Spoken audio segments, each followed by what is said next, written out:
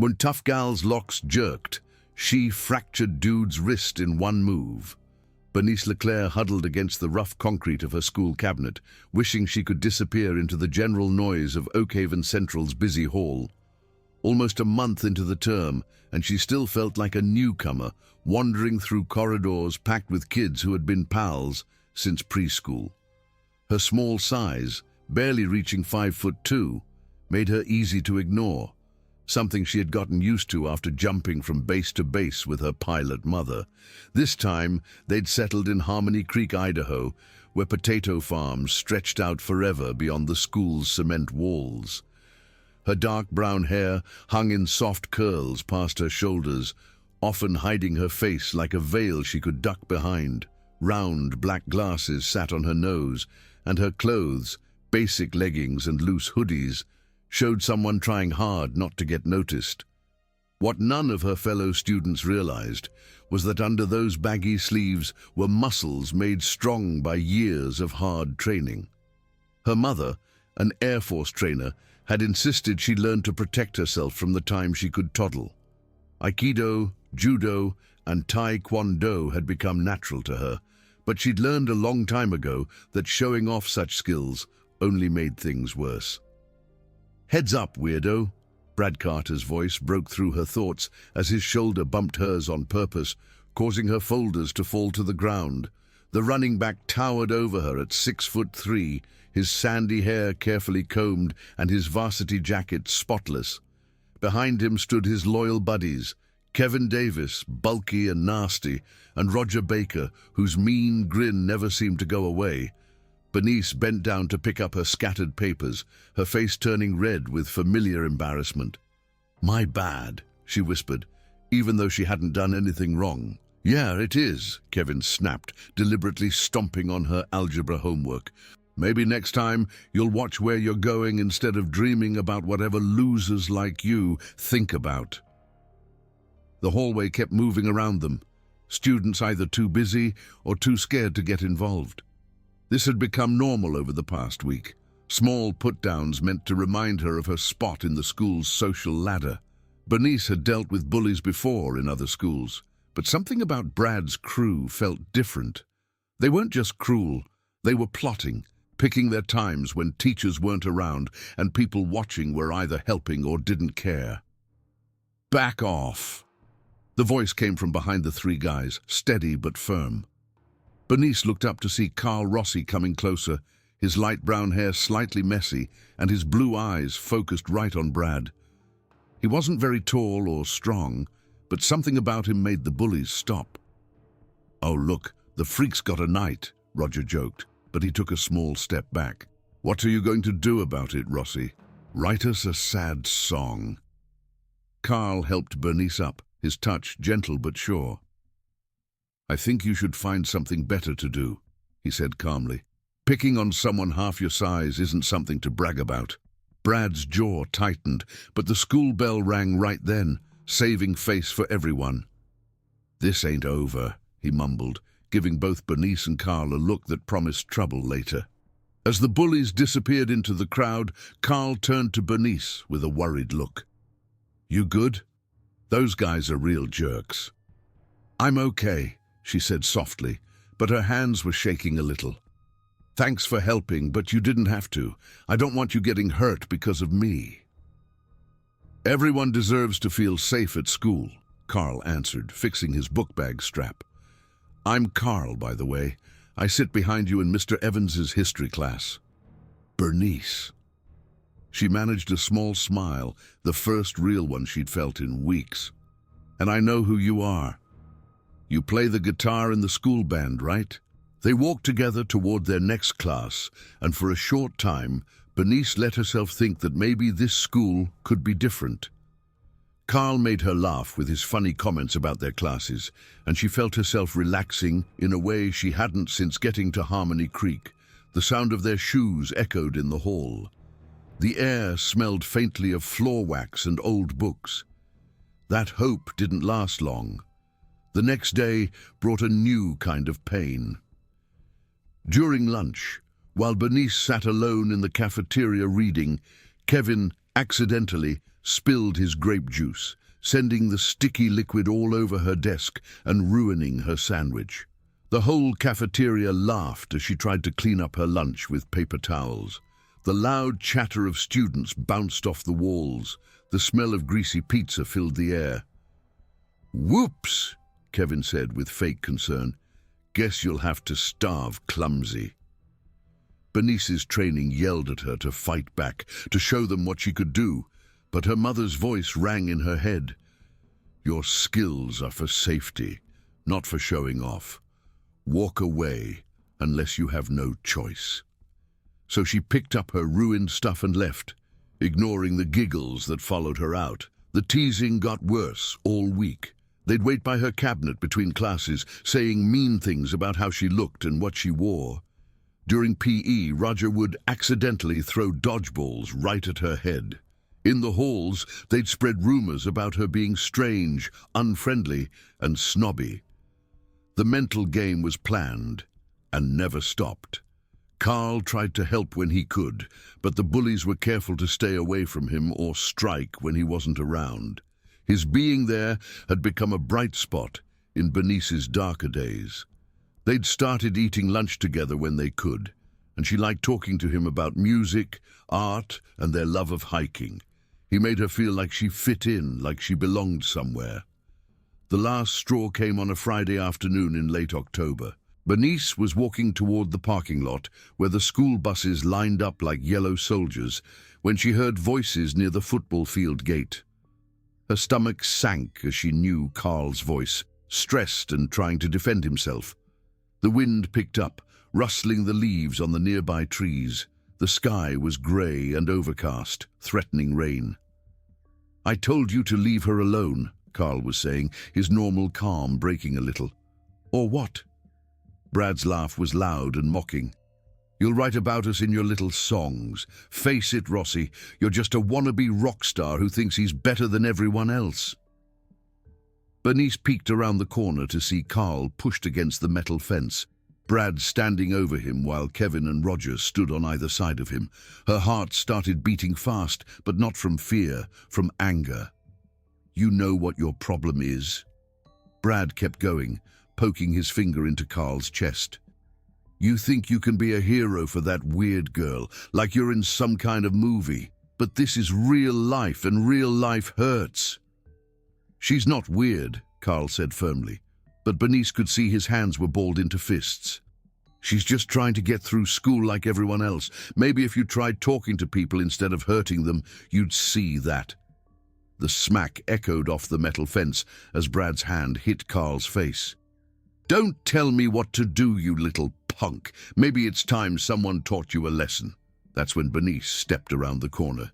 "Leave him alone," she said, her voice louder than she meant it to be. All four guys turned to look at her, and she saw the hungry look in Brad's eyes. Well, look who decided to show up. Come to save your boyfriend, freak." "He's not my boyfriend," Bernice said quietly, but she felt her face getting hot. "Just leave him alone. You have a problem with me, not him." Brad let go of Carl and turned all his attention to her, a mean smile on his face. "You're right about that. You know what? I think it's time we had a little chat about your bad attitude." He started walking toward her slowly, like a lion stalking its prey. Kevin and Roger moved to her sides, blocking any way to get away.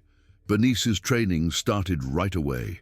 She looked at distances, angles, possible weapons, and ways to escape, but still, her mother's voice held her back. These were just kids being mean, not real danger. She could handle this. "You think you're so special, don't you?" Brad kept going, now close enough that she could smell his cologne mixed with the smell of sweat. "Walking around here like you're too good to even talk to people. Well, maybe it's time someone knocked you down a few steps." "Please," Carl called out, starting to move toward them. "Just leave her alone. This is stupid." "Stay back," Roger warned, pushing Carl hard enough to make him stumble. "This doesn't concern you." Brad reached out and grabbed a bunch of Bernice's long, dark brown hair, holding it tight enough to make her head hurt. "You know what I think?" he said, twisting his hand to make her look up at him. "I think you need to learn some respect. Maybe some respect for the people who matter at this school." The pain shot through her head like fire, but it wasn't the pain that broke something inside Bernice. It was the sound of Carl's sharp breath, the pain and helplessness in his voice as he said her name. It was the thought that these bullies would never stop, that they would keep getting worse until someone got really hurt. "Let go of me," she said quietly, her voice steady even though she was very angry. Brad pulled harder, forcing her head back. "Or what? What are you going to do about it, little girl?" That's when Bernice made her choice. Her training took over without her thinking. She reached up with both hands, grabbing Brad's wrist with one while using the other to support his elbow. In one quick move, she turned her body and pushed, a perfect arm lock that her Aikido teacher had taught her many times. The crack could be heard across the parking lot. Brad's scream filled the air as he let go of her hair and fell to his knees, holding his arm against his chest. "You broke it!" he yelled, his face white with shock and pain. "You broke my arm!" The silence that followed was complete. Kevin and Roger stood still, their mouths open as they looked at their leader on the ground. Students who had been walking to their buses stopped and turned, making a circle of people watching. Bernice stepped back, her breathing steady even with the adrenaline rushing through her. "I told you to let go," she said simply. "You psycho!" Kevin finally spoke, but he didn't move toward her. "You can't just attack people like that." "Attack?" Bernice's laugh was cold. "He grabbed me first. I protected myself. There's a difference." Roger was already pulling out his phone, probably to call for help, but his hands were shaking so much he could hardly hold it. The powerful group that had been hurting her for weeks had been turned into a crying quarterback and two scared followers in just a few seconds. Carl was beside her, his eyes wide with surprise and worry. "Bernice, you okay? How did you—" "I'm fine," she said, but her heart was still beating fast. She looked down at Brad, who was making crying noises as he rocked back and forth. "It's just a simple break. He'll be okay." "Just a simple break?" Brad managed to say between crying. "You're crazy." "No," Bernice answered, kneeling down so she was at his eye level. "I'm tired of walking on eggshells, tired of being your joke, tired of watching you hurt people who didn't do anything to deserve it." She pointed to Carl. "He tried to help me, so you decided to hurt him too. That was your mistake." The crowd around them was getting bigger, with many students recording the scene on their phones. Bernice could hear the excited whispers spreading through the group. The quiet new girl had just taken down the school's star quarterback with her bare hands. "I could have done worse," she kept going, her voice calm and careful. "Much worse. But I'm not like you. I don't hurt people just because I can." Principal Thompson's voice broke through the crowd as he pushed his way to the center of the circle. "What's going on here? Someone called about a fight." "She attacked me!" Brad quickly pointed at Bernice with his good arm. "She just went nuts and broke my arm for no reason." "That's not what happened," Carl said firmly, stepping forward. "Brad grabbed her hair and was threatening her. She was defending herself." "He's lying!" Roger yelled, but his voice wasn't strong. "Brad was just talking to her and she snapped." Principal Thompson looked around the crowd, taking in the scene. "I need people who saw what happened. What did everyone see?" To Bernice's surprise, a lot of students spoke up. A senior girl named Megan stepped forward first. "Brad and his friends cornered her and the other guy by the gate. I saw him grab her hair and pull it really hard." "Yeah," added a sophomore boy whose name Bernice didn't know. "They've been messing with her for weeks. Today, they went too far." More voices joined in, telling a clear story of what had really happened. Bernice realized that more people had been watching than she thought. They'd just been too scared or didn't care enough to help before.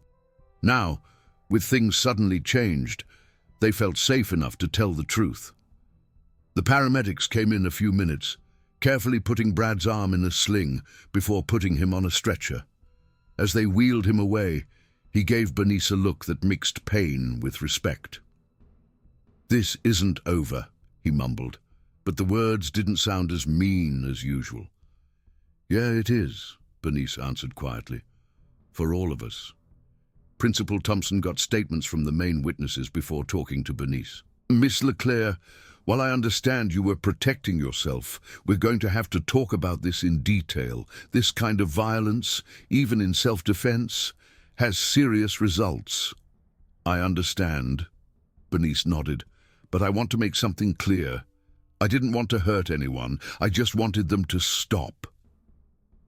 The principal looked at her for a long time, then looked at Carl and the others. "We'll figure this out.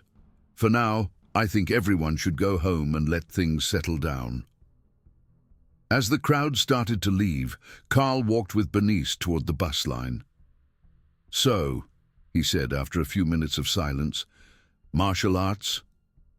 "Something like that," she answered, still feeling the adrenaline. "My mom's in the Air Force. She made sure I could take care of myself." "Remind me never to make you mad," Carl said with a small smile.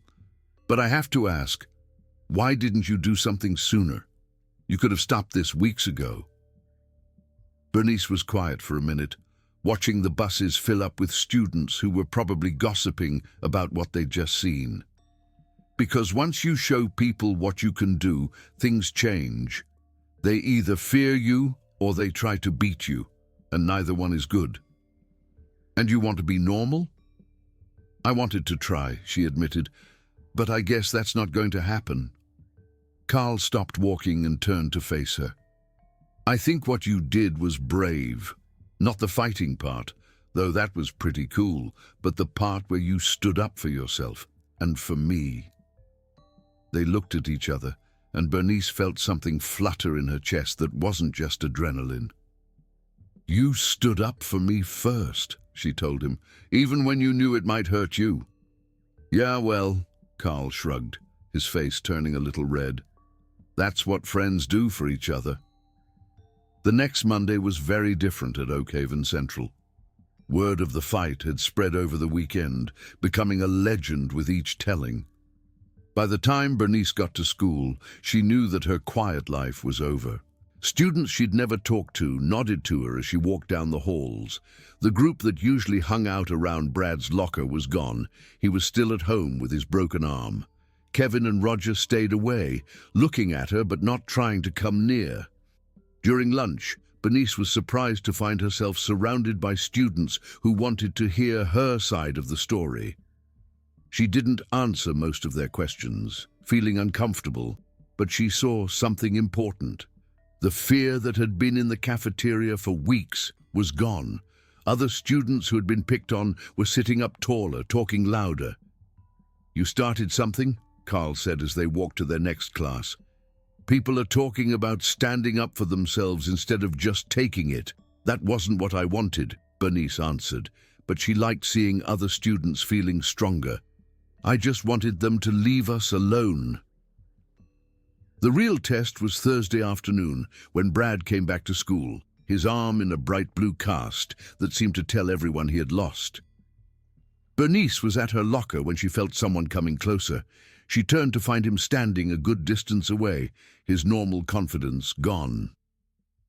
"Can we talk?" he asked quietly, looking around to make sure no one was listening. Bernice looked at his face for any sign of a trick, but saw only tiredness and maybe some regret. "Okay." They walked to an empty classroom where Brad closed the door before turning to face her. "I need to say sorry," he said quickly. "What I did was wrong. What we did was wrong." "Why?" Bernice asked simply. "Why did you pick on me?" Brad sat down in a desk chair, looking much younger than he usually did. "Because it was easy," he admitted. "You were new, you were quiet, you didn't fight back, and honestly, because I was mad about other stuff and taking it out on someone who couldn't hurt me back seemed easier than dealing with my real problems." "What real problems?" He was quiet for a long time, looking at his cast. "My parents are getting a divorce. They've been fighting about it for months. My dad wants me to get a football scholarship because he never could, but my grades are bad and scouts aren't interested anymore. Everything in my life feels out of control, so I guess I tried to control something else." Bernice felt sorry for him. "That doesn't make what you did okay." "No, it doesn't," Brad agreed. "I know that now. You could have hurt me a lot worse than you did, couldn't you?" "Yes." "Why didn't you?" Bernice thought about the question. "Because hurting people doesn't fix anything. It just makes more hurt. You didn't need more pain. You needed to know that your actions have results." Brad nodded slowly. "I get it now, and I'm sorry. Not just for grabbing you, but for everything. The hallway stuff, the cafeteria, making your life bad just because I could." He stopped, then added, "I told Kevin and Roger to stop too. They won't bother you anymore." "What about other people?" Bernice asked. "Are you going to find new people to pick on now that I'm off limits?" "No," Brad said firmly. "I'm done with all that. I'm going to try to figure out how to deal with my problems instead of making new ones for other people." As they got ready to leave the classroom, Brad stopped at the door. "You're stronger than anyone I know, not because you can break arms, but because you stayed yourself even when we were trying to break you down." The rest of the term was peaceful. Bernice felt like she fit in at Oak Haven Central. She had friends, she felt safe, and she wasn't always looking over her shoulder. Her relationship with Carl got stronger as they spent more time together, studying in the library and talking about their dreams and fears. She even liked the respect her classmates showed her, but she was careful not to use her skills except for protection. When a group of older students tried to scare a younger boy for his lunch money, just a look from Bernice was enough to make them leave. Everyone knew what happened to the last person who didn't take the quiet girl with the dark brown hair seriously. On the last day before winter break, Bernice was cleaning out her locker when she found a note that had been slipped through the vents. Inside was a simple message: "Thank you for showing us that we can stand up for ourselves. The students you inspired." She smiled, folding the note and putting it in her backpack. Walking toward the exit where Carl was waiting for her, Bernice thought about how much had changed since that day in October. She'd learned that sometimes standing up for yourself means more than just protecting yourself. It means showing others that they can protect themselves too. The girl who had tried so hard to blend in had learned that some fights are worth fighting, not for revenge or power, but for the right to live without fear. And sometimes the quiet ones are the strongest. Characters: 22,233.